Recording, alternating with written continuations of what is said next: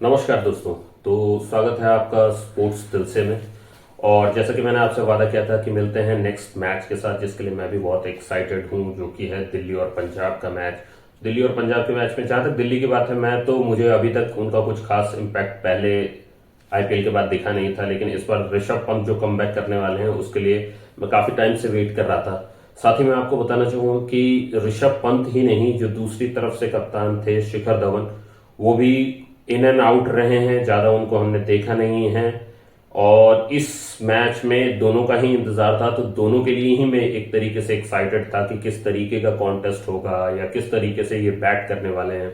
तो उसी का वेट कर रहे थे हम लोग। अब ये देखने के बाद कि मैंने शिखर थ्रू आउट द मैच मैंने शिखर धवन को जो देखा, और जो पोस्ट मैच में वो बता रहे थे, उसमें जब मैंने उनकी बातें सुनी, तो उस उसमें जब मैंने देखा कि शिखर धवन काफी सीरियस लग रहे थे, और पहले जैसे हमने गब्बर को देखा है हंसते मुस्कुराते हुए, गब्बर वैसा नहीं दिख रहा था। लेकिन उसका इम्पैक्ट हमें गेम में देखा कि वो गेम को लेकर के भी उतने ही सीरियस हो गए। उन्होंने जो रिव्यूज लिए, वो जहां अंपायर कॉन्फिडेंट था कि कुछ नहीं है, वहां पर उन्होंने रिव्यूज लेकर के विकेट दिलाए हैं टीम को। तो ये चीज क्रिकेट के लिए तो अच्छा है, लेकिन आप एक प्लेयर जो आपका फेवरेट होता है उसको देख करके आपको अच्छा नहीं लगता है कि वो थोड़ा सा उदास है, जो कि मैंने ऑब्जर्व किया। बाकी बात करें अगर हम गेम की, तो दिल्ली ने जिस तरीके की वार्नर और मार्श ने शुरुआत की थी, वो तो काबिल तारीफ थी। और दिल्ली में वैसा अगर हम देखें तो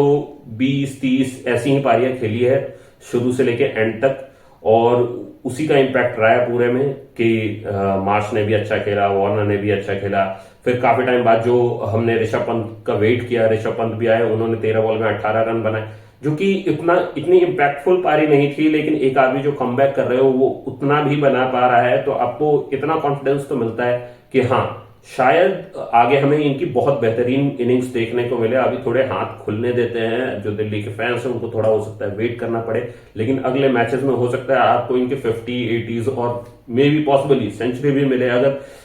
किस्मत ने साथ दिया तो। साथ ही मैं कहना चाहूंगा कि जब ये सब चल रहा था, तो साथ ही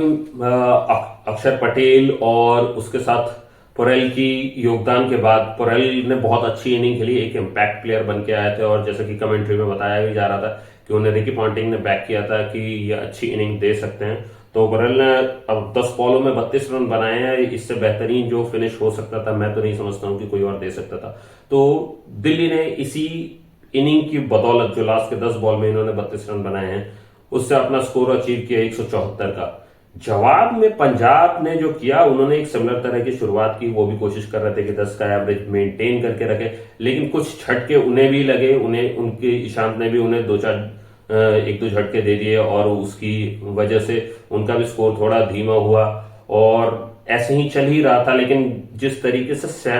सैम करन ने वहां पर करके दिखाया, और लिविंगस्टन ने जो इनिंग बिल्ड की वहां पर, उसकी बदौलत पंजाब जो है वो संभली, मैच में वापस आई। और जिस तरीके से खेला है वहां पर करन ने, कि उन्होंने सैम करन ने 47 बॉलों में 63 रन बनाए, जिसने कि पंजाब को उस मजबूत स्थिति में पहुंचा दिया जहां पर आसान हो गया था उनके लिए जीतना। लेकिन उसके बावजूद भी खलील के जो विकेट्स आए, उसकी वजह से, खलील के विकेट्स की वजह से एक बार को लगा था कि दिल्ली वापसी कर सकती है, लेकिन लिविंगस्टन ने अपने टेम्पो को मेंटेन करते हुए विनिंग्स रन हिट करके पंजाब को ये जीत दिला दी। और पंजाब को मुबारक हो, लेकिन अभी सफर शुरू हो रहा है सभी टीमों का, तो दिल्ली के भी दर्शकों को हताश नहीं होना चाहिए, निराश नहीं होना चाहिए, क्योंकि हो सकता है आगे ऋषभ पंत का जादू आपको देखने को मिले, और हो सकता है कि ऋषभ पंत आपको मैच जिता के। साथ ही जैसे कि हमने पोस्ट मैच रिव्यू में देखा कि ऋषभ पंत से जब पूछा गया कि आपको क्या लगता है, क्या प्रॉब्लम हुई, तो उनका मेनली जो जितने भी क्वेश्चन आए उस पर ऋषभ ने जिस तरीके से एक्सप्लेन किया, उन्होंने मेनली यही कहा कि ईशांत बाहर हो गए थे। जैसे कि हमने देखा था मैच में उनका एंकल ट्विस्ट हुआ था और वो बाहर हो गए थे, तो उनको ईशांत की कमी ज्यादा खली। जबकि मैं मानता हूं कि कुछ कैचेस जो मिस हुए हैं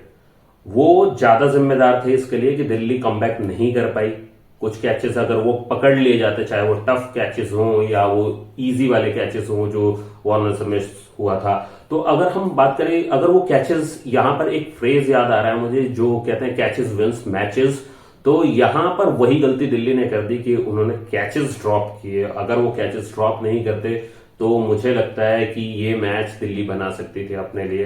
और मैं कहूंगा कि नेक्स्ट टाइम के लिए बेस्ट ऑफ लक, और उन्हें थोड़ी सी फील्डिंग में मेहनत करनी पड़ेगी। बाकी ये मेरा सोचना है, आपका क्या सोचना है वो आप कमेंट में डाल सकते हो।